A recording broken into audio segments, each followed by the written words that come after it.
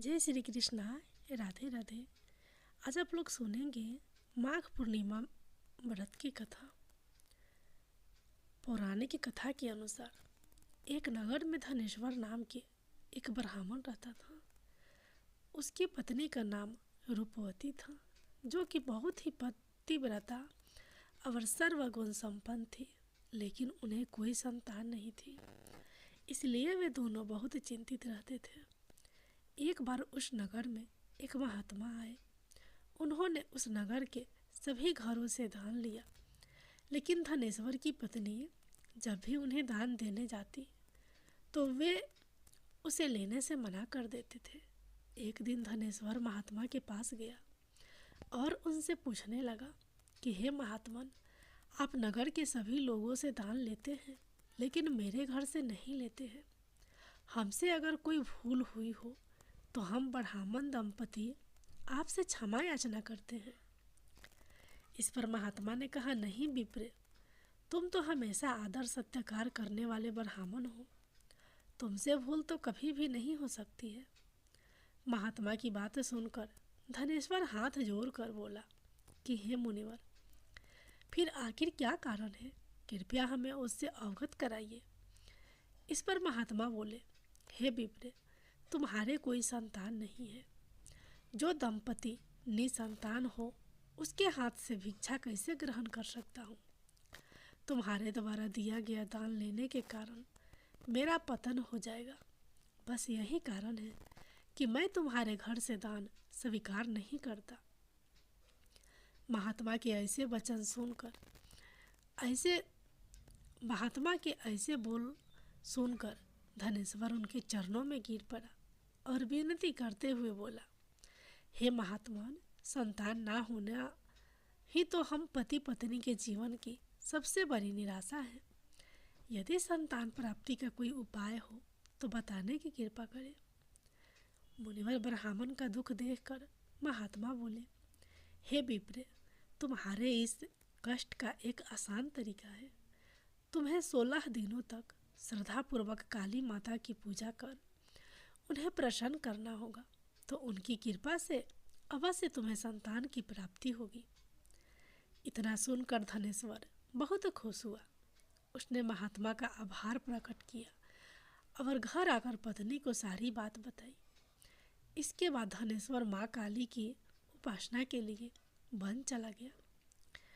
ब्राह्मण ने पूरा 16 दिनों तक काली माता की पूजा की और उपवास रखा।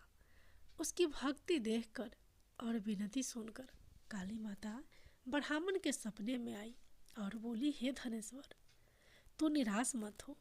मैं तुझे संतान के रूप में संतान की प्राप्ति का वरदान देती हूँ, लेकिन 16 साल की अल्प आयु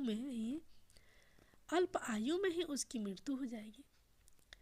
माता ने कहा, यदि तुम पति पत्नी विधि पूर्वक 32 पूर्णिमा का व्रत करोगे तो तुम्हारी संतान दीर्घायु हो जाएगी।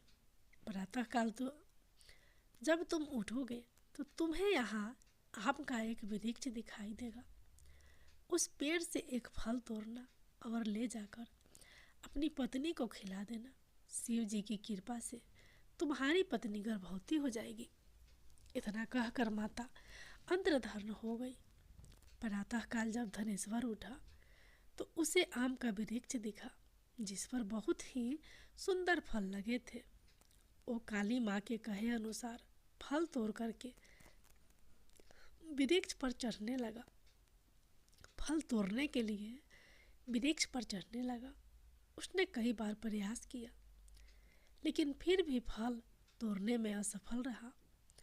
तभी उसने गणेश भगवान का ध्यान किया और गणपति की कृपा से इस बार वो वृक्ष पर चढ़ गया और उसने फल तोड़ लिया।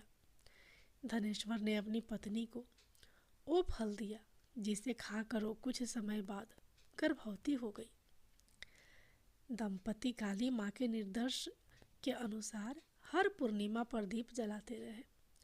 कुछ दिन बाद भगवान शिव की कृपा हुई और ब्राह्मण की पत्नी ने एक सुंदर बेटे को जन्म दिया, जिसका नाम उन्होंने देवीदास रखा।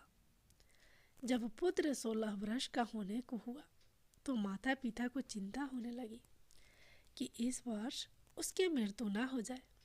इस पर उन्होंने देवीदास के मामा को बुलाया और कहा, तुम देवीदास को विद्या अध्ययन के लिए काशी ले जाओ और 1 वर्ष बाद वापस आना। दंपति पूरी आस्था के साथ पूर्णमासी का व्रत कर पुत्र के दीर्घ आयु होने की कामना करते रहे। काशी प्रस्थान के दौरान मामा भांजे एक गांव से गुजर रहे थे। वहां एक कन्या का विवाह हो रहा था। विवाह होने से पहले ही उसका वर अंधा हो गया। तभी वर के पिता ने देवीदास को देखा और मामा से कहा, तुम अपना भांजा कुछ समय के लिए हमारे पास दे दो। विवाह संपन्न हो जाए उसके बाद ले जाना।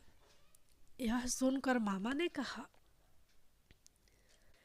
यदि मेरा भांजा ये विवाह करेगा तो कन्यादान में मिले हुए धन जो भी होगा सब हमारा अधिकार होगा। वर के पिता ने मामा की बात स्वीकार कर ली और देवीदास के साथ कन्या का विवाह संपन्न करा दिया। इसके बाद देवीदास पत्नी के साथ भोजन करने बैठा, लेकिन उसने उस थाल को हाथ नहीं लगाया। ये देखकर पत्नी बोली, स्वामी आप भोजन क्यों नहीं कर रहे हैं? आपके चेहरे पर ये उदासी कैसी है? तब देवीदास ने सारी बात बताई। यह सुनकर कन्या बोली, स्वामी मैंने अग्नि को साक्षी मांगकर आपके साथ फेरे लिए हैं। अब मैं आपके अलावा किसी और को अपना पति स्वीकार नहीं करूंगी। पत्नी की बात सुनकर देवीदास ने कहा, ऐसा मत कहो, मैं अल्प आयु हूँ। कुछ ही दिनों में 16 वर्ष की आयु होते ही मेरी मृत्यु हो जाएगी। इस पर उसकी पत्नी ने कहा कि स्वामी जो भी मेरे भाग्य में लिखा होगा वो उसे स्वीकार है। देवीदास ने उसे समझाने की बहुत कोशिश करी, लेकिन जब वो नहीं मानी तो देवीदास ने उसे एक अंगूठी दी और कहा, मैं काशी जा रहा हूँ, लेकिन तुम मेरा हाल जानने के लिए एक पुष्प वाटिका तैयार करो। उसमें भांति भांति के पुष्प लगाओ और उन्हें जल से सींचती रहो। यदि वाटिका हरी भरी रहे, पुष्प खिले रहे, तो समझना कि मैं जीवित हूँ, और जब वे वाटिका सूख जाए तो मान लेना कि मेरी मृत्यु हो चुकी है। इतना कहकर देवीदास काशी चला गया। अगले दिन सुबह जब कन्या ने दूसरे वर को देखा तो बोली, ये मेरा पति नहीं है, मेरा पति काशी पढ़ने गया है। यदि इसके साथ मेरा विवाह हुआ है तो बताएं कि रात्रि में मेरे और इसके बीच क्या बातें हुई थी और इसने मुझे क्या दिया था। ये सुनकर वर बोला, मुझे कुछ नहीं पता, और पिता पुत्र वहां से वापस चले गए। उधर एक दिन प्रातःकाल एक सर्प देवीदास को डसने के लिए आया, लेकिन उसके माता पिता द्वारा किए जाने वाले पूर्णिमा व्रत के प्रभाव के कारण वो उसे डस नहीं पाया। इसके बाद काल स्वयं वहाँ आए और उसके शरीर से प्राण निकलने लगे। देवीदास बेहोश होकर गिर पड़ा। तभी वहाँ माता पार्वती और शिव जी आए। देवीदास को बेहोश देखकर देवी पार्वती बोली, हे स्वामी, देवीदास की माता ने 32 पूर्णिमा का व्रत रखा था, उसके फलस्वरूप कृपया आप इसे जीवन दान दें। माता पार्वती की बात सुनकर भगवान शिव ने देवीदास को पुनः जीवित कर दिया। इधर देवीदास की पत्नी ने देखा कि पुष्प वाटिका में एक भी पुष्प नहीं रहा। वो जान गई कि उसके पति की मृत्यु हो चुकी है और रोने लगी। तभी उसने देखा कि वाटिका फिर से हरी भरी हो गई है। ये देखकर वो बहुत प्रसन्न हुई। उसे पता चल गया कि देवीदास को प्राण दान मिल चुका है। जैसे ही देवीदास 16 वर्ष का हुआ, मामा भाजा काशी से वापस चल पड़े। रास्ते में जब वो कन्या के घर गए तो उसने देवीदास को पहचान लिया और प्रसन्न हुए। धनेश्वर और उसकी पत्नी भी पुत्र को जीवित पाकर हर्ष से भर गए।